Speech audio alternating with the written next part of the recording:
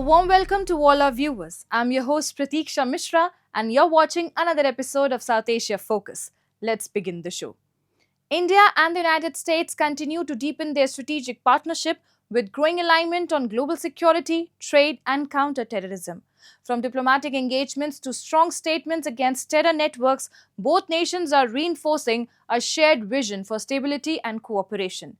This strengthening cooperation was on display at a special exhibition highlighting the human cost of terror, where strong messages against Pak-backed terror networks took center stage. India and the United States have significantly deepened their partnership in recent years, expanding cooperation across defense, technology, trade, and global security. On the international stage, New Delhi and Washington are finding increasing alignment on key geopolitical challenges, from maintaining stability in the Indo-Pacific to strengthening coordinated efforts against terrorism. This shared outlook was evident at the exhibition, The Human Cost of Terrorism, organized by the Embassy of India, where US Congressman Brad Sherman strongly criticized Pakistan, describing it as a hub of terrorism and calling for firm action against groups such as Lashkar-e-Taiba. Echoing this sentiment, Sherman stressed the need for sustained global pressure on states that back terror networks, warning that incidents like Pahalgam and past attacks such as the 2008 Mumbai attacks serve as stark reminders of the devastating human cost of inaction. We have to fight the outrageous terrorist organizations which on April 22nd in your country killed people on the basis of their religion in Kashmir, not to mention what happened in Mumbai many years ago. Our intelligence services need to work together, and we need to demand that those countries that shelter terrorists, including, unfortunately, Pakistan, clamp down on these organizations when they realize the human cost, which is illustrated in this exhibit here, where we see the individual lives that have been snuffed out by terrorist action. Beyond security and counter-terrorism, this strengthening partnership is also gaining momentum on the economic front. Economic engagement remains a key pillar of the India-US relationship. Talks on the proposed bilateral trade agreement have resumed in Washington, signaling renewed momentum despite recent geopolitical tensions in West Asia. Both sides indicate that negotiations are in advanced stages with only a handful of issues left unresolved. Experts believe that external disruptions, including tensions involving Iran, are unlikely to derail progress. Trade experts argue that with India already pursuing agreements with partners like the UK and the European Union, a deal with the United States would further strengthen its position in global supply chains and boost bilateral economic ties. No, I don't think there will be any changes because the draft agreement is already discussed. It is on the table of both. And on the basis of that draft agreement only this meeting is called. So I don't think there will be much changes. And let us start with the agreement, bilateral trade. Let us move forward rather than keep it pending for a long. Like we signed with UK, we signed with European Union. Why not we sign with USA also? As it is, USA is our biggest trading partner and investor in India. So let's move forward with the intention of doing business together. At the leadership level, engagement between PM Narendra Modi and President Donald Trump continues to underline the importance both sides attach to the relationship. President Trump recently described Prime Minister Modi as a friend, noting a productive conversation amid rising diplomatic activity around West Asia. Strategic experts point out that stability in the region is crucial not only for energy security but also for advancing key multilateral initiatives. President Trump and Prime Minister Modi had a call the other day. It went well, quite well. I think our interest is that there should be peace in the region ASAP. Because the sooner there is peace in West Asia, the sooner two of our key strategic initiatives, other than our energy security and other than the safety and security and jobs of our Indian workers in this region, we are interested in expediting, accelerating the I2U2, which is India, Israel, UAE, USA, that initiative. And secondly is the India, Middle East, European corridor. Today, the relationship is driven by shared strategic interest, countering terrorism, ensuring maritime security, strengthening resilient supply chains, and promoting emerging technologies such as semiconductors and clean energy.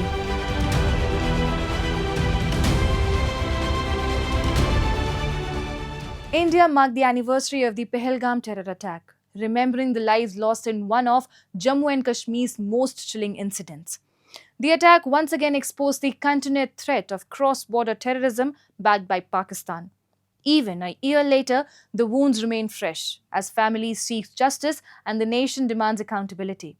With global calls to curb terrorism growing louder, India has reiterated its stand that terror and talks cannot go together, sending a strong message against those supporting violence from across the border.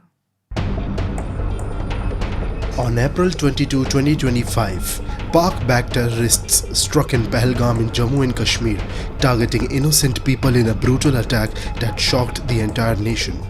As many as 26 people were killed in the assault, marking one of the deadliest attacks in the region. Civilians were signaled out and attacked on the basis of religion, creating panic in the tourist destination. The incident highlighted the persistent threat posed by terror groups operating with the support from across the border. On the anniversary of this brutal tragedy, the nation remembered the victims with grief and resolve. The silence of Pahalgam now carries echoes of that painful day, reminding the country of the human cost of terrorism. However, following the attack, India's response went beyond condemnation. The Pahalgam attack marked a turning point, triggering a decisive and calibrated response under what has come to be known as Operation Sindoor. India's message was clear: acts of terror would no longer go unanswered. The Pahalgam terror attack, which completes 1 year, was a horrific and horrendous terrorist attack carried out by the Pakistani armed and trained terrorists, in which the victims were selected on religious profiling and killed in front of their lady wives, telling them to convey a message to the political leadership. India struck back strongly and swiftly, thereby establishing two main points. One, nuclear armed nations can go to war below the nuclear threshold. And two, modern wars and conflicts can be short and swift. Thereafter, Pakistan has not had the courage to carry out any major terrorist strike in India, because India has conveyed that Operation Sindoor is ongoing, and in case Pakistan dares any misadventure, it will be met with a befitting response. This has clearly changed the security architecture in Asia, especially in South Asia, where India has made it clear to any neighboring country which carries out any terrorist attack on India, the response would be equally befitting as was given to Pakistan. Investigations and intelligence inputs over time have pointed towards the involvement of Pakistan-based terror outfits which continue to use Jammu and Kashmir as a theatre to push their agenda. Despite repeated warnings and evidence shared by India, Pakistan has consistently denied any role, even as terror networks are believed to find safe haven on its soil, a pattern of denial that has persisted for decades. This is why Operation Sindoor was conceived, not merely as a retaliation, but as a clear and decisive message that acts of terror would invite a strong and measured response. If you look at the complete operation, it's a very good example as to how an enemy should be punished should he carry out any act which is against India's national interest. Not only we punished Pakistan heavily, but we also ensured that our aim of the war was very clear. We wanted to destroy the Pakistani terror camps, which were destroyed completely. We thereafter went in for conflict termination when we realized that we had achieved all our objectives. Even a year after Operation Sindoor, questions remain over whether the international community has done enough to hold Pakistan accountable for its continued support to terror networks. While several countries condemned the attack and called for action against terrorism, experts believe the global response has largely remained limited to statements, falling short of sustained pressure needed to bring about any real change. 1 year after Operation Sindoor, has there been adequate international pressure by the world on Pakistan? The answer is very simple. While world per se did condemn Pakistan and issue statements condemning Pakistan's terror attack, but this has mostly been a lip service. Pressure to some extent does exist, but there is no enough pressure on Pakistan so that it abandons its path of violence and stops state-sponsored terrorism. As India remembers the victims of the Pahalgam attack, the message remains firm. Terrorism emanating from across the border will not be tolerated. With Operation Sindoor, India has drawn a clear red line, signaling that any act of terror will be met with a decisive response. However, until Pakistan dismantles the terror infrastructure operating from its soil and is held accountable by the global community, the threat of cross-border terrorism is unlikely to fade. For India, the resolve is clear: zero tolerance for terrorism and unwavering commitment to protect its citizens. Time now for Asia This Week, the stories from across the continent. The Japanese government has approved a significant revision of its defense export policies, removing most restrictions on overseas arms sales and allowing the export of warships, missiles, and other military equipment. Speaking at a routine press briefing, Chief Cabinet Secretary Minoru Chiara said the move considered Japan's most substantial change to export rules in decades was necessary to strengthen national security while also supporting stability in the region. Students in Dubai resumed in-person classes this week after 7 weeks of remote learning, with parents and educators warmly welcoming the return to normal routines and face-to-face interaction. At GEMS Al Barsha National School, students arriving by bus were greeted by staff waving UAE flags, and banners were displayed to welcome families back on campus. Parents noted that although online learning had worked to some extent, it could not match the social benefits of classroom learning. Vietnam's leader Tu Lam held talks with South Korean President Lee Jae-myung, marking their second engagement within a year. The leaders met at the presidential palace, where Lee was formally welcomed with a guard of honor before the discussions began. Accompanied by a large business delegation, Lee was in Hanoi for a 2-day visit centered on strengthening cooperation. Their talks led to the signing of multiple agreements, while both sides reaffirmed their commitment to deepening economic ties and expanding bilateral trade in the coming years. Bangladesh is grappling with the deepening fuel crisis that is disrupting transport, agriculture, and everyday life across the country. Long queues at petrol stations, limited fuel supply, and rising uncertainty have left citizens struggling to cope. From stranded passengers to anxious farmers fearing crop losses, the crisis is taking a visible toll on livelihoods. As global tensions continue to strain oil supplies, concerns are mounting over food security and economic stability. Bangladesh is facing a growing fuel crisis that is disrupting daily life and putting pressure on transport and essential services across the country. With supply constraints and rising demand, the shortage has triggered widespread concern among citizens and businesses alike. Long queues of buses and other vehicles were seen outside petrol stations in Bangladesh's popular resort district of Cox's Bazar amid fuel shortages following hostilities in the Persian Gulf. Drivers reported waiting for hours to refuel, delaying scheduled departures to various districts. They also complained that the amount of fuel allocated to each vehicle was insufficient for long-distance journeys. Since the start of the US-Israeli war against Iran, Bangladesh, like many other countries, has faced fuel shortages linked to disruption in global oil supplies. সকাল থেকে দাঁড়াইছি তেলের জন্য serial দিছি কতক্ষণ হইছে আনুমানিক এখন কয়টা বাজে দেখেন সকাল 8টা থেকে হিসাব করেন এখন 1:30 The fuel shortage is also severely affecting daily commuters, students and small transport operators who rely on regular fuel access to sustain their routines. With strict rationing in place, many are receiving only limited quantities of fuel, making it difficult to complete even essential travel. যেগুলো রেন্টটা আছে প্রতিদিন চলাচল করে ওরা তেল সংকটে পড়ে গেছি যেটা আমাদের অনেক কষ্ট হয় ডেইলি মনে করেন 2 লিটার তেল খাই এটা নিয়ে আমাদের আপ ডাউন করতে দিতে হয় যে আমরা ইনার থেকে আসছি প্রায় 1.5 লিটার তেল চলছে The crisis is having a serious impact on Bangladesh's agricultural sector, particularly during the crucial paddy cultivation season.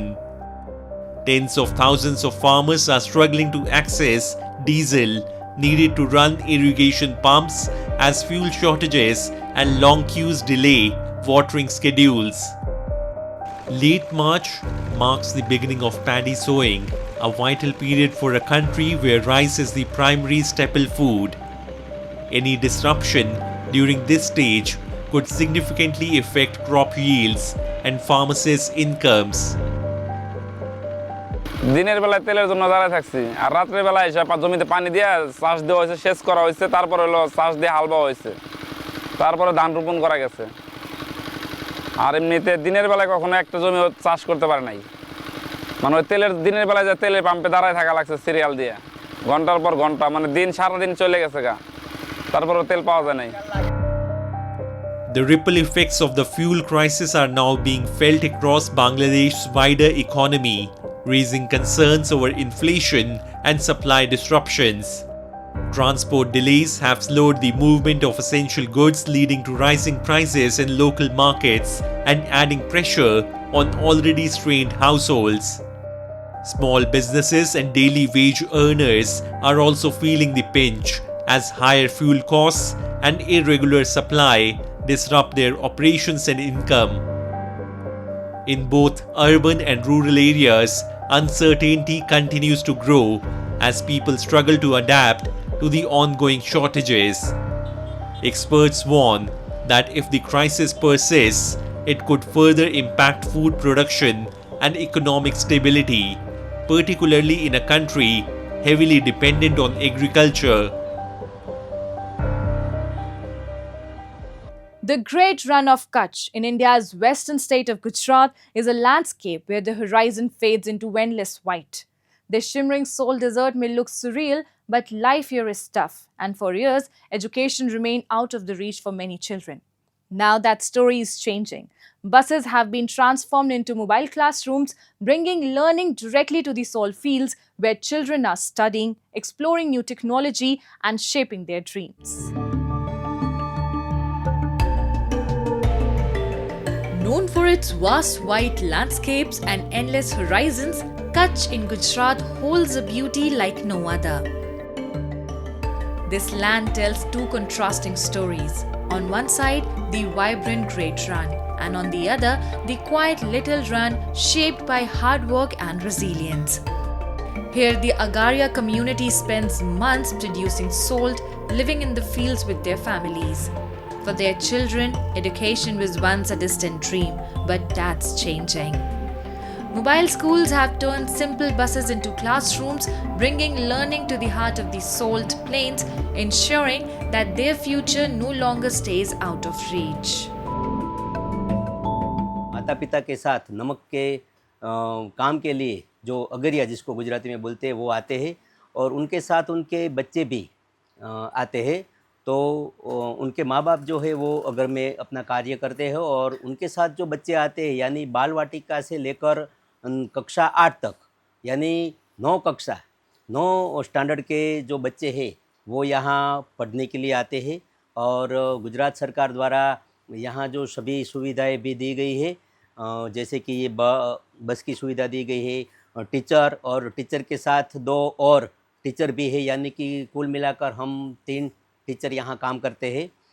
बच्चों को 10:30 से लेकर 5 बजे तक हमारा यहाँ पढ़ाना रहता है। In the middle of the desert, these simple buses have turned into classrooms. Inside, you will find books, a blackboard, and a strong desire to learn. Education truly on wheels. Children like Jayesh and Rinku, who migrate to the little run of Kutch each year with their families, can now continue their studies without interruption. Places may change, but their learning does not, and neither do their dreams. ભણવાની ખૂબ જ મજા આવે છે ને અહીંયા જેવું ગામમાં ભણીએ એવું અહીંયા જ ભણીએ છીએ. અમને રોજન મધ્યાહન ભોજન પણ મળે છે, રોજન ચીકી પણ મળે છે, નાસ્તો પણ રોજન મળે છે. હું ધોરણ 8માં ભણું છું. મને ભણવાની બહુ મજા આવે છે. અહીં રમવાનું સાધન પણ છે, જમવાનું પણ હોય છે, ચીકી આપે છે, દૂધ આપે છે. In the vast, wide expanse of the little run of Kutch, these mobile schools have emerged as a beacon of hope for the children of salt workers. Powered by solar energy, supported by modern technology, and complemented with nutritious meals, learning now continues right in the heart of the desert. बच्चा यहाँ रहता है तो उसको खाने के लिए दोपहर में जो अपने स्कूल में मिलता है, ऐसा ही मध्याह्न भोजन की व्यवस्था गवर्नमेंट की ओर से की गई है। पौष्टिक आहार के लिए प्रोटीन, कार्बोहाइड्रेट सब मिले, इसीलिए उसको सीजन के अनुसार चीके भी मिलता है इधर, और अलग अलग फ्लेवर के मिल्क भी दिया जाता है, यानी कि बालक का पूरा विकास हो सके।